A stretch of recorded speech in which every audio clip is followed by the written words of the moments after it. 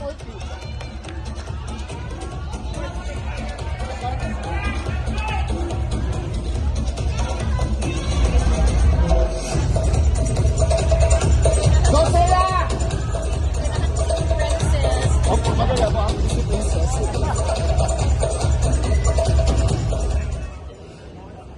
gitna ng dagat na kumikinang gaya ng Sapiro, nakatago ang isang isla ng paraiso, ang pulo ng Mindanao.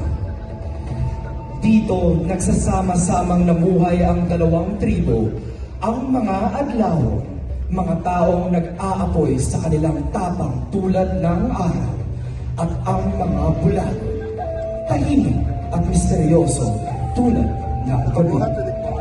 Ang pulong ng kasakiman ay sumiil sa kanilang mga puso, at ang lupang dati nilang pinangangalagaan ay naging dahilan ng paglalaban.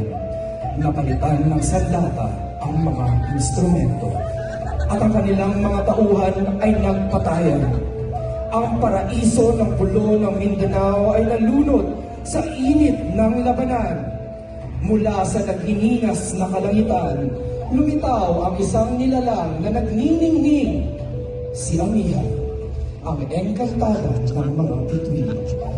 Pinaalala niya sa kanila na ang isla ay hindi isang gantimpala na dapat pag-awayan, kundi isang awit na dapat awitin sa iisang tinig. Tunghayan natin ang sayaw ng pakikibaka at pagkikiisa na ihahandog ng College of Engineering and Architecture!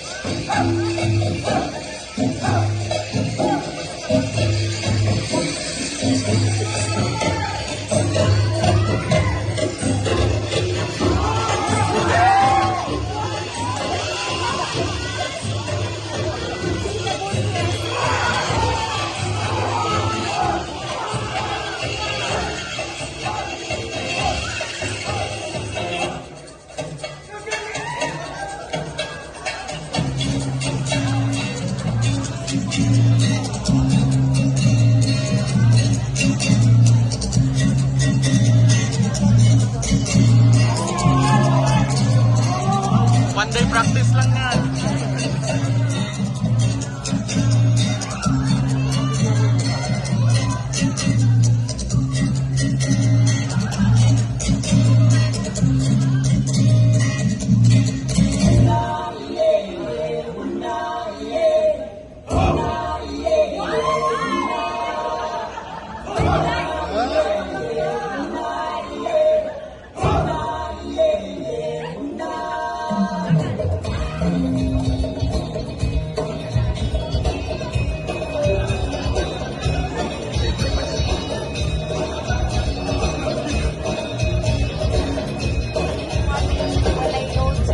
Pinit ako.